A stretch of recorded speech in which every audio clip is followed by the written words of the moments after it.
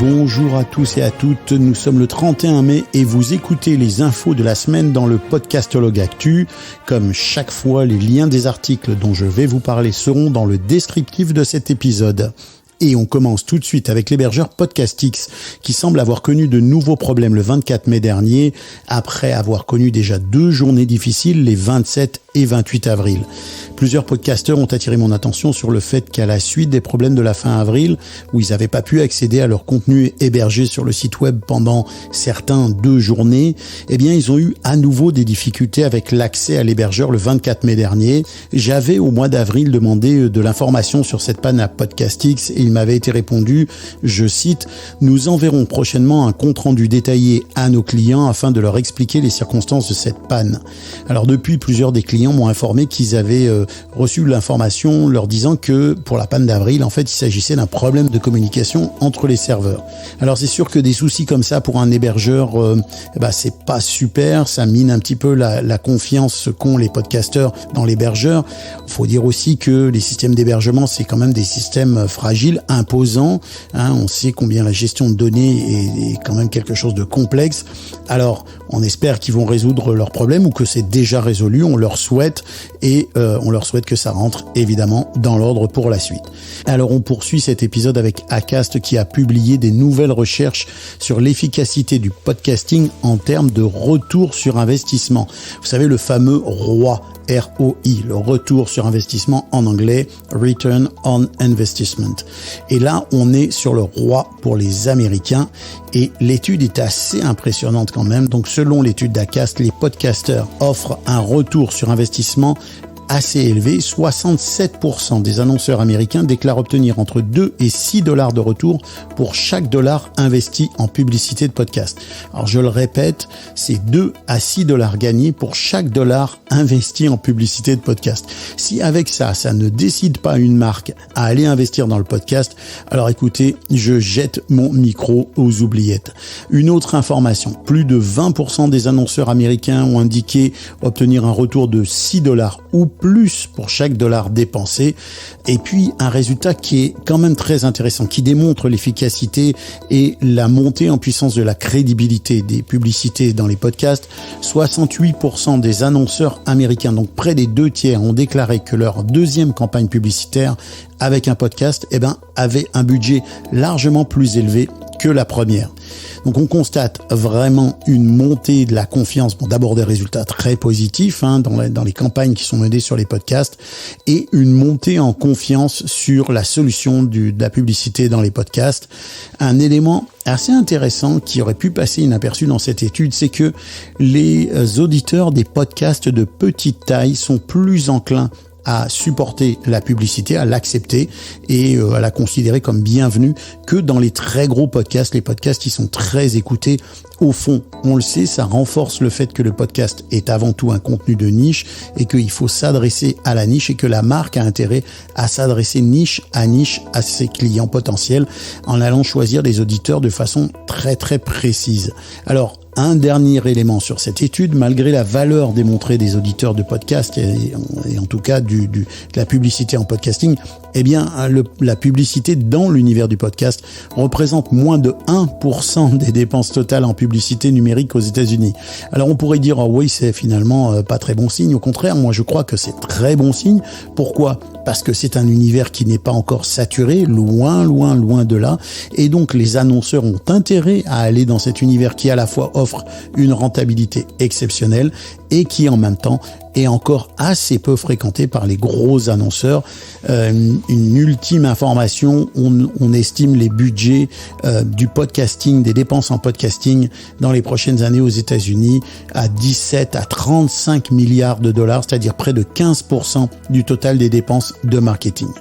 Donc toujours des chiffres très intéressants sur cette question de la publicité en podcast. Évidemment, le lien sera dans le descriptif de cet épisode. Et puis on passe à autre chose, mais on va pas très loin, avec le site web Westwood One qui a publié un article intitulé « La relation entre les personnalités audio et les auditeurs est personnelle et très efficace pour les annonceurs ». Quand je vous disais qu'on n'allait pas très loin, eh bien cet article détaille les résultats de plusieurs études qui démontrent l'importance de la personnalité des gens de la radio et des podcasts dans leur relation avec les auditeurs et donc dans l'engagement des auditeurs. C'est une étude Magna Media Trials et Vox Media qui a révélé que les animateurs de podcasts, tenez-vous bien, vous allez aimer ça, chers animateurs et animatrices, eh bien les animateurs de podcasts sont 5 fois plus influents que les influenceurs des médias sociaux et 7 fois plus influents que les célébrités de la télévision et du cinéma. Qui l'eût cru ? 75% des auditeurs de podcasts hebdomadaires ont cité les animateurs de podcasts comme influence principale. Seulement 15% ont nommé les influenceurs des réseaux sociaux et 10% les célébrités de la télévision et du cinéma. Un dernier élément sur cette étude qui a révélé que 90% des personnes interrogées ont déclaré que l'écoute des podcasts les avait rendues plus ouvertes à de nouvelles perspectives et sujets. 68%, presque les 2/3 encore une fois, ont déclaré avoir une connexion profonde avec leur podcasteur préféré. Donc, on est toujours dans des études qui valident l'importance et la valeur du contenu audio, sa force de prescription pour le public, son intérêt pour les annonceurs. C'est vraiment des chiffres qui sont très encourageants pour l'avenir. Et puis pour finir ce podcast actu, un petit test de James Cridland dans Podnews qui essaye un micro plutôt original puisqu'il s'agit d'un micro sans fil. Alors il s'agit du Alabs Iron Mini Wireless, un microphone qui se distingue donc comme je viens de vous le dire par le fait qu'il n'a pas de fil, il est en connexion Bluetooth. L'utilisateur connecte ses écouteurs sur le microphone, mais le microphone en lui-même est connecté via un adaptateur USB. Alors le microphone est assez léger, il est en plastique, il a un filtre anti-pop, il a une option qui permet de minimiser les bruits environnants dans la pièce.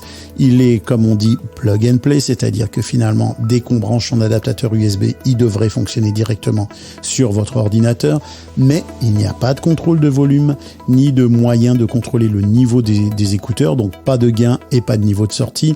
Et surtout, c'est la question qu'on se pose avec un micro sans fil, il prétend être sans latence. La latence, c'est le petit délai qui intervient entre le moment où vous parlez et le moment où le son ressort de la machine. Et là, donc, il prétend être sans latence, mais James Cridland, qui a fait ce test, dit qu'il y a quand même une petite latence dans les écouteurs qui est gérable, mais elle existe. Alors c'est un microphone cardioïde, il lui attribue une qualité sonore plutôt correcte, qui gère bien les plosives, mais qui est très sensible au bruit de manipulation.